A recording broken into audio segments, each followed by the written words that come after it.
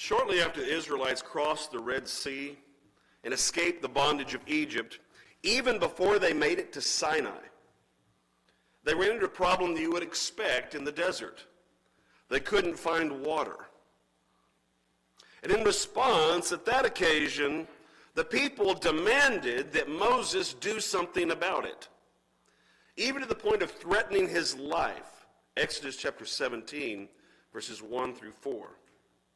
God, of course, on that occasion, provided water by having Moses strike the rock. Then after a year of this spent at the foot of Sinai, receiving the law and being in awe at what God had done, Israel then moved northward to Paran, which is just south of the wilderness of Sin. And Moses, at that place, sent spies into the land to prepare, and find a place to conquer it. But at that time, the people refused, and they revolted, for which God kept them out of that land until that entire generation had died, save Joshua and Caleb. Now, interestingly, the book of Numbers does not record much about the years between those occasions,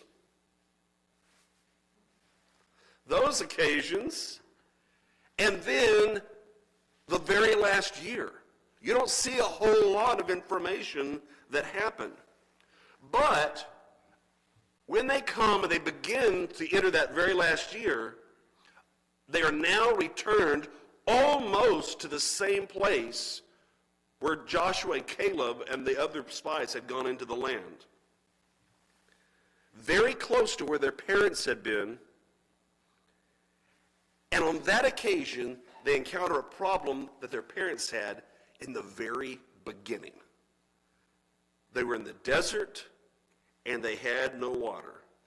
And sadly, but not surprisingly, they reacted in essentially the same way that their parents had, by complaining, blaming, and causing a problem. Now, when you come to this text, then, we need to realize something. Confronting problems remains one of the most difficult challenges that we must face on a regular basis as God's people, and certainly among God's leaders. It is an essential characteristic of what it means simply to deal with life. The nature of the problem may change, and the people that are involved may be different, but that feeling of conflict and tension, that's a consistent task that everyone's going to have to address from time to time. And so often, we find, just like we did with COVID, that the original problem arises due to circumstances, but then it just takes on a life of its own due to the stress it places on individual personalities. And therefore, the combination of the nature of this world and its issues, the nature of men and our issues, combine to exacerbate the problem when we're supposed to be uniting in order to solve them, especially as God's people. Now, this pattern belongs not to simply the hectic world of the 21st century, but to a core characteristic of our existence as human beings is clear as we turn to Numbers 20 and see once more the problem that was confronting the Israelites there. As you've just heard, we have this same kind of situation and the same kind of process, with one notable exception toward the end, and that does matter. But here's what we need to recognize as we continue and look at the text. Disagreements are inevitable in life, simply because people are different and backgrounds are different. If you do not understand that, then you probably have had very limited experience with something I'd like to call people. That's just going to happen. But when disagreements turn into contention, it must be addressed properly, or it's going to affect far more than just one decision. So I want us to take a look at this text in a very basic way this evening and see what was done and why, and what we can learn from it. The first thing I want to learn is found actually in verses 2 through 5. The first thing in verse 1, he says, is just the circumstances. This is what I want you to note as we begin. Then the children of Israel, the whole congregation, came into the wilderness of Zin in the first month, and the people stayed in Kadesh, and Miriam died there, was buried there. Here's where we are. Here's the situation. But now, verses 2 through 5, we've got a problem. Now there was no water for the congregation, so they gathered together against Moses and Aaron. And the people contended with Moses and spoke, saying, if only we had died when our brethren died before the Lord. Why have you brought up the assembly of the Lord into this wilderness, that we and our animals should die here? And why have you made us come up out of Egypt to bring us to this evil place? It is not a place of grain or figs or vines or pomegranates, nor is there any water to drink.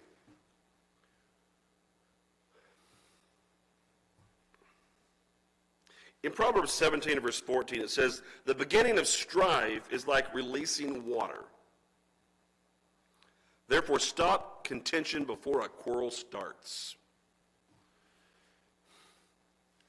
When you look at what they said, you realize this is the second generation. These are the kids. They'd seen everything go on before, gone through the wilderness. They're aware of what happened before to their parents, and they're asking and preferring somehow that they had died just like their parents had, and that this was somehow preferable. They decide maybe Egypt was better, just like their parents said. And then they come up and say, this isn't a good place at all. Well, no, it's the desert. This is not where you're supposed to be. What had happened? This small little event, and yes, they were thirsty, you've been there.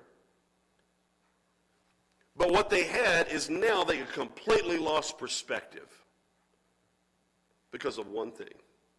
A circumstance of life didn't go how they wanted, and they were ready to turn their backs on everything that they had up to that point. When adversity strikes in life, the first thing most people lose is spiritual perspective. We have something that doesn't go our way, and all of a sudden, you can throw out everything about all the good things of Scripture that I've quoted. I can go over here and you don't do that, and I'm going to be a very different person. In Jeremiah 7, verse 24, Jeremiah warned about this, and he is actually making an allusion to Deuteronomy and what Moses said would happen, and people following the dictates of their heart. And that is, all of a sudden, we're not looking at what God says to follow, but we're looking at what I want, how I feel, and how I can just get what's mine.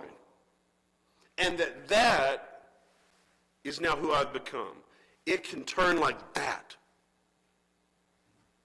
because there's hardship, because there's difficulty, because we let the problem overwhelm us emotionally. We let an issue become so big that we have not become big enough in soul to handle it. And now our emotions are in control, and our emotions are very poor guide. They lead us a lot of bad places. And so we end up reacting without thinking about what it means to have God with us. All spiritual perspective is gone. So now it's, I've got this, and where is God for me now? In Romans chapter 8, verse 31, it says, if God be for us, who can be against us? He's proven that he is with us and has provided for us. The problem is in our perspective of how we conveniently forget all that we've gained. They are right on the edge of going into a land that he says he will give to them in its entirety, and that it will be wonderful and provide for them all their needs, and he will protect them. And at that moment, all they can see is, we're not there yet, and it's not fun outside. They can't see the long term. They can't see God because they're so concentrated on themselves and the problem. When difficult circumstances arise, a contentious heart then seeks to blame instead of seeking a solution. Very first thing, things start going wrong. It's kind of like one of those things that people say on a sports team. You can always tell the ones when things have really gone off the rails because you'll start hearing about players blaming other players or turning on the coach. They feel the problem, and the next step is they want to blame someone. We decide in our country that when something happens, the first thing we're going to do, we got to figure out who to blame. What politician, what kind of issue, we're going to blame somebody, and sometimes that's what happens in the church. We don't want to try to find a solution, we want to find someone to blame. And that's what they had done. Moses, it's your fault. We ought to have water, and we don't have water. Now, God had promised to provide for them. God had always provided for them. And he would provide for them. But they were so impatient, thinking he had to do it the way they knew and how they would do it, that they were ready to turn on Moses and on God because it didn't match what they thought. In Genesis chapter 3 and verse 12, what do we find the first thing Adam does when confronted with his sin? He blames Eve. First thing. He had the problem. He's confronted with the problem. And what does he do? He blames both Eve and God for giving her to him. So you see, it's not really his fault. It was Eve's fault, and Eve's the fault because God gave Eve to him. So it's not really his fault at all. That is so human. To see how many different ways I can put blame so I don't have to accept responsibility and do something. When problems come up, a contentious heart is more interested then in relief than spiritual things. You just want to get out of the problem. And that is why we get a lot of compromise. We don't like the problem is not fun, and I just want some solution now. And so we sacrifice thinking spiritually. Romans chapter 8 and verse 5, they that are after the flesh do mind the things of the flesh, but they that are after the Spirit, the things of the Spirit. And because of that, you can see that people will realign their allegiances in a hurry. All of a sudden, this is the only thing that matters, and so we're going to rush over to this side, and I'm going to line up, and I'm going to be counted with these people. Why? Because on this one issue at this one time, this is all that matters. And all the people that they'd been with all along had done so much for them, it doesn't matter. Because all they can see is that one thing.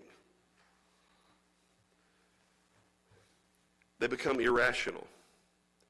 You know, in Isaiah chapter 1 verse 18, God said through Isaiah, come let us reason together. God expects a reasonable people. He was talking to an irrational people. That he said, you should have been willing to reason with me. But we don't because, notice verses 4 and 5, when challenges present themselves, a contentious heart assumes the worst of others. He looks down, and what are they doing? You just brought us out here to die. They've gone all the way from we've got a problem to blaming, to just being interested in relief. And now they think that it was done intentionally. And we're going to willing to assign blame to Moses. You brought us out here to die. And they'll say the worst. Proverbs 18 and verse 6, a fool's lips enter into contention, and his mouth calls for blows. We will both jump over and assume all kinds of things because we're angry. We have no self-control. And now I've got to back up my own foolishness. This is what gets us into trouble. And if you cannot see this in the church, you probably haven't been paying attention. That when we end up with all kinds of issues, it's because these attitudes are there. It ends up being filled with all kinds of negativity. We go, worst case scenario. Oh, we're all going to just brought us out to die. And then it wants to rewrite history so that it justifies how it feels. That's what they were doing here in verse 5.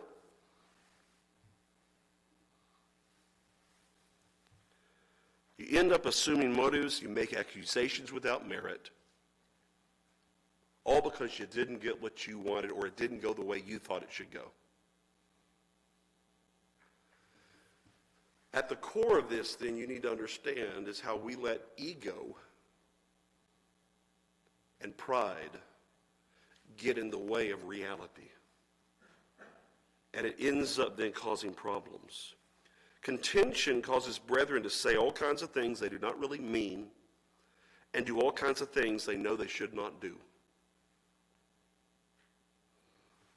It leads to sin very easily because we feel the need to justify our own foolish behavior.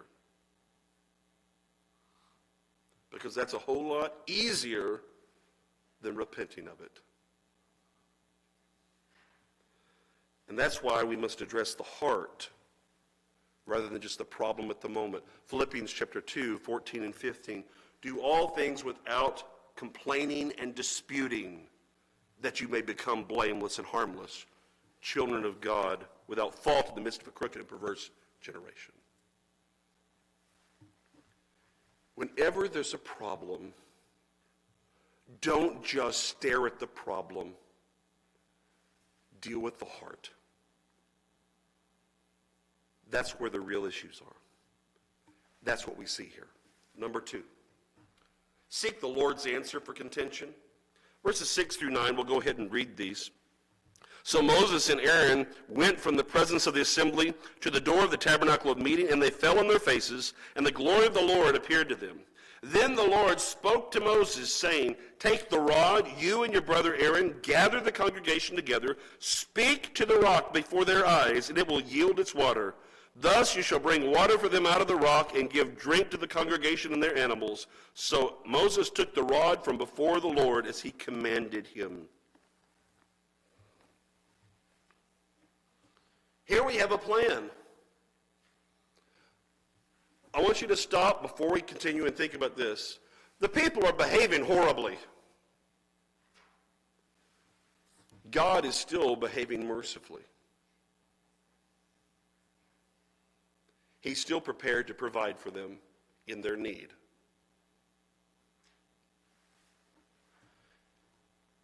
Ezra, in Ezra chapter 7 and verse 10, says that Ezra had prepared his heart to seek the law of the Lord and to do it and to teach Israel commandments and statutes. Whenever there are issues, the first thing, if you're going to really get to it, is you've got to go back and look at how God says to deal with a problem. We can put our heads together and come up with all sorts of things and kind of answers, but the first thing is to look at what God would want. Always. We just get wrapped up in a problem, so we forget we already have the book that offers real solutions. Because we're used to doing that in every other aspect of life, which says something else about us. That we want to go everywhere else, and we got this, so what do? Well, we're going to work the problem. We're going to work the problem. We're going to work the... Go and see that God's already worked the problem, and then go from there. We have to train ourselves as people so that God's word becomes the first place we go when a problem arises rather than the last. That then we consider what he has to say on a subject. Go round robin and find out everybody's ideas. Okay, now we go to the scriptures. It's exactly opposite. But to do that, it depends upon remaining calm rather than letting the problem get to us. You're not going to be able to turn to the scriptures and properly have it help you if you're so upset that all you're doing is looking for God to give you the answer you want. You've got to go looking the right way for what he says. But notice what he says here as a foundation for it. Remember that the answers are not found in an argument with the people, but in the wisdom of the Lord. That's found in verse 6.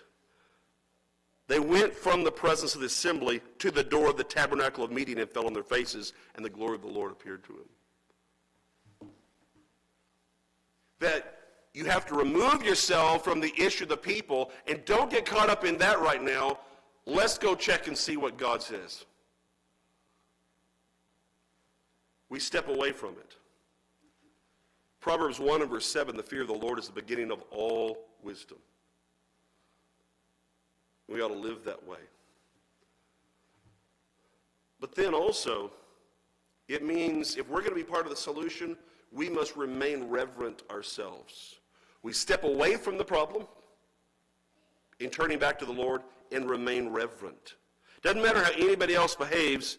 I want you to think about this seriousness of what he's saying here, that they are going, if they fall on their faces, they know who God is.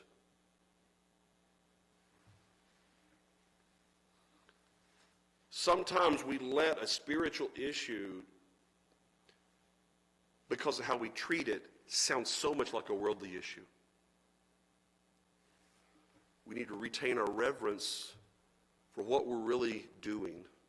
And if I'm going to solve this problem, if it's a congregational problem, it's a brotherhood problem, if it's simply dealing with things that there's a squabble between two families, then we need to step back and insert the wisdom of God and reverence for God into the problem. Because those are missing or there wouldn't be a problem. Hebrews chapter 12, verse 28. To be a people who come before God and realize who he is, what he's capable of, and why we should hear him. But then look again at the end of verse 6. And the glory of the Lord appeared to them. Now that phrase does not appear often. It appears mainly in this kind of context. That there is some manifestation of God appearing before them. Now that's not going to happen today. There are times you'd like to be able to ask God directly a question. We don't get that. But we have far more revelation than what he had. However, I want you to think about this. Here are all these people clamoring for them to have they're going to do something to them. And they have turned their attention to going before God to see what he has to say, approached him reverently, and they've exposed themselves to God's greatness in contrast with man's meanness.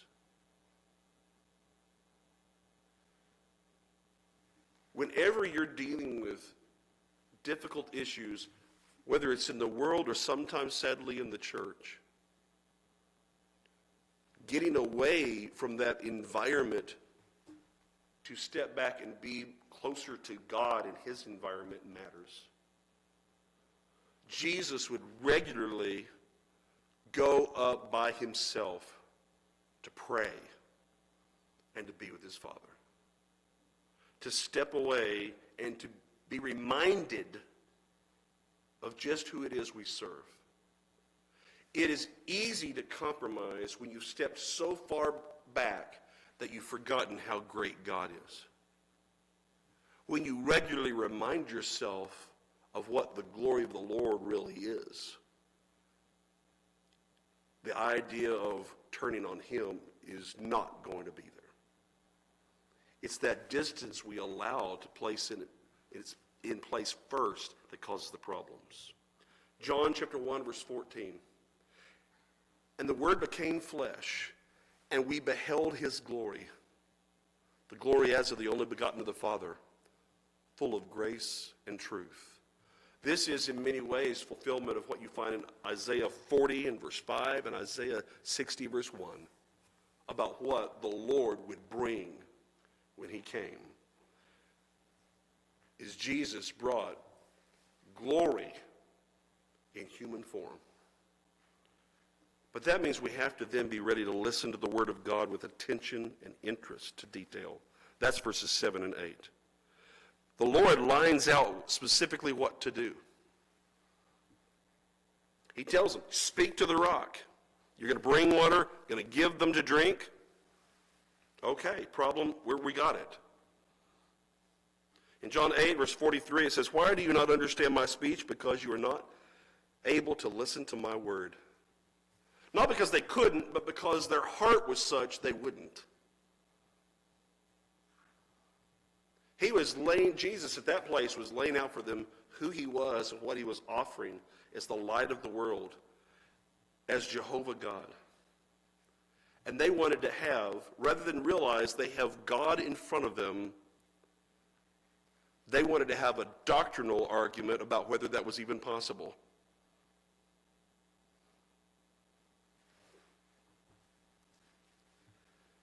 In the end, when you lay all these things out, handle the problem the way the Lord says to.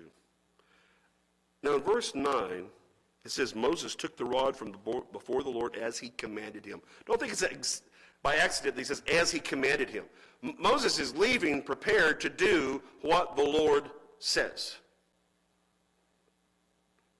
James chapter 1, verse 22, be ye doers of the word, and not hearers only, deceiving your own selves.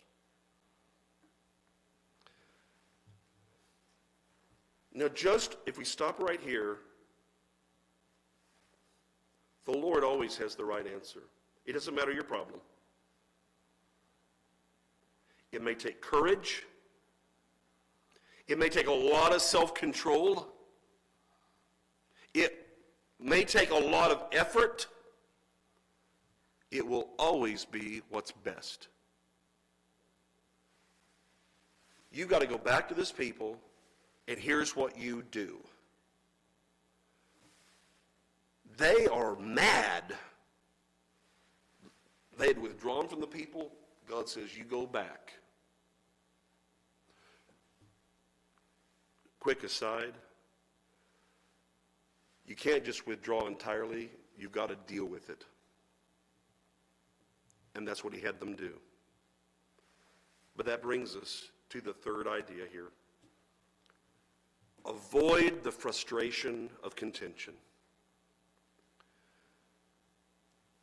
In verses 10 through 12, it says, and Moses and Aaron gathered the assembly together before the rock, and he said to them, hear now, you rebels, must we bring water for you out of this rock? Then Moses lifted his hand and struck the rock twice with his rod, and water came out abundantly, and the congregation and their animals drank. Then the Lord spoke to Moses and Aaron, because you did not believe me, to hallow me in the eyes of the children of Israel. Therefore you shall not bring this assembly into the land which I have given them.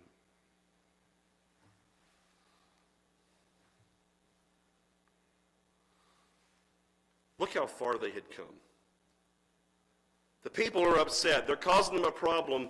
They're going to God for the solution. They've got the solution. They're heading back to handle it.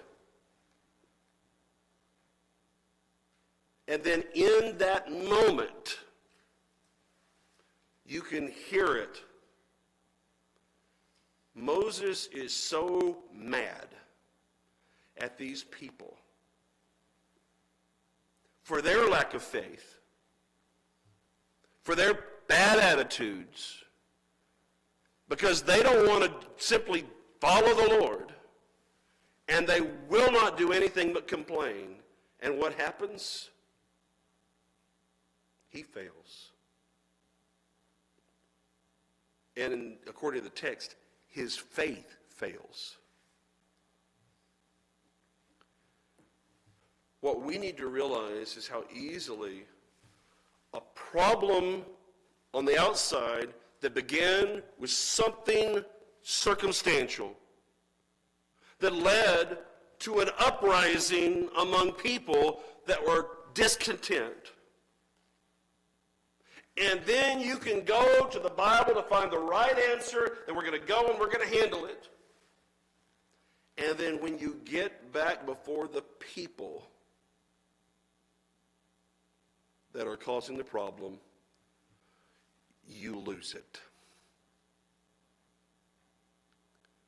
Because if Moses, who was a very meek man, we find earlier in Numbers chapter 12 and verse 3, if Moses can lose it, as patient as he was, at one point begging God not to destroy them, if he can lose it, then maybe we can appreciate and understand the problem too. Righteous indignation can lead to frustration before we know it.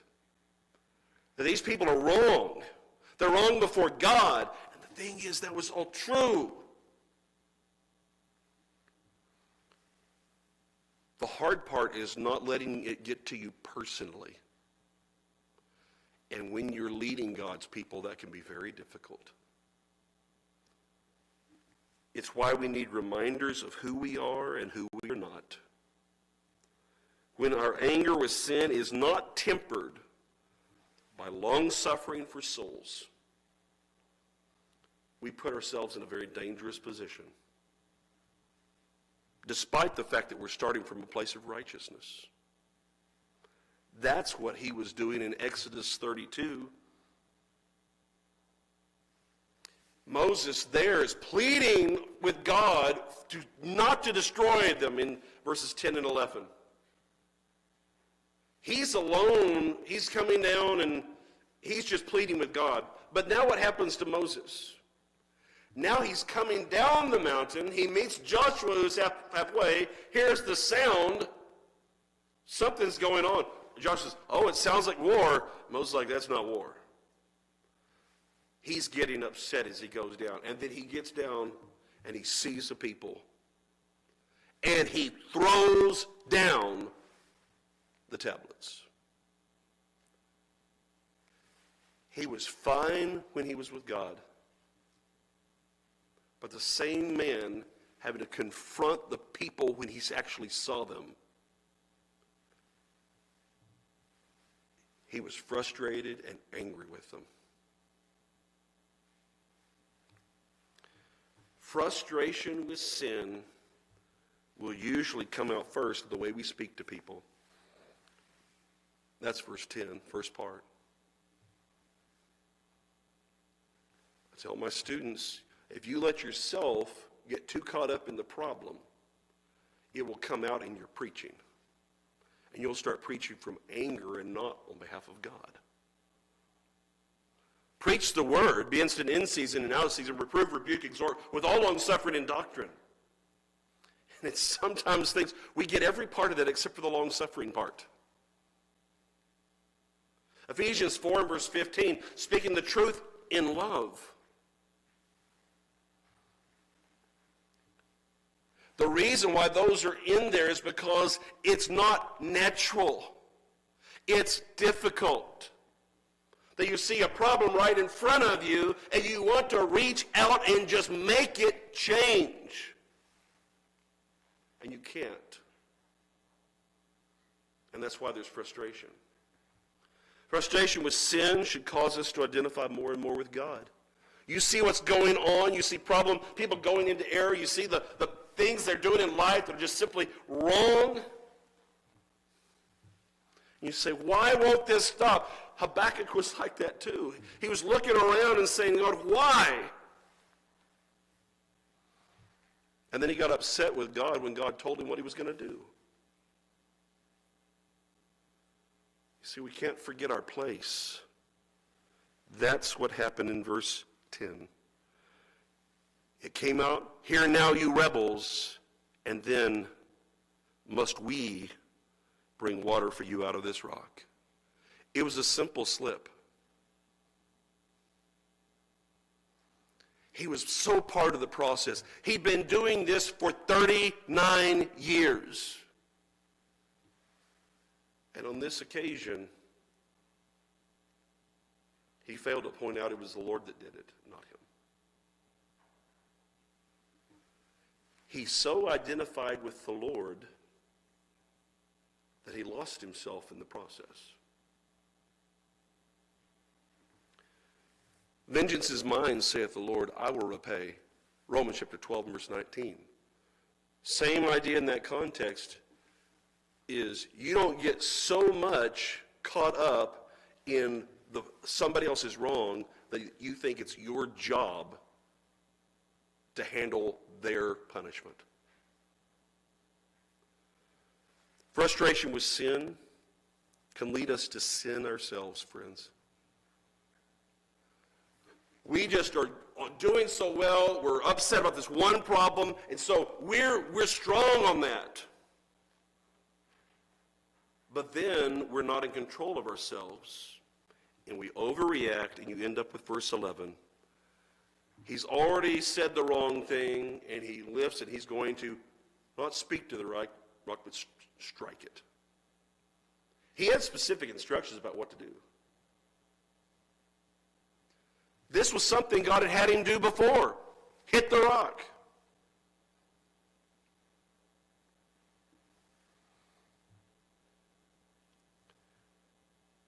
But he was wrong. He was stepping out beyond what God said. Was he upset for all the right reasons? He sure was. Maybe there was a little bit too much upset with what he saw and how that affected him. It doesn't say. But the people were totally wrong. But their wrong led to his wrong. And that there was no justification for it. Brethren, we can look around and there are going to be times in which, whether it's in other congregations or people in our midst, and they just get caught up in something that's wrong. While it is part of our role to correct them, we'd better be careful,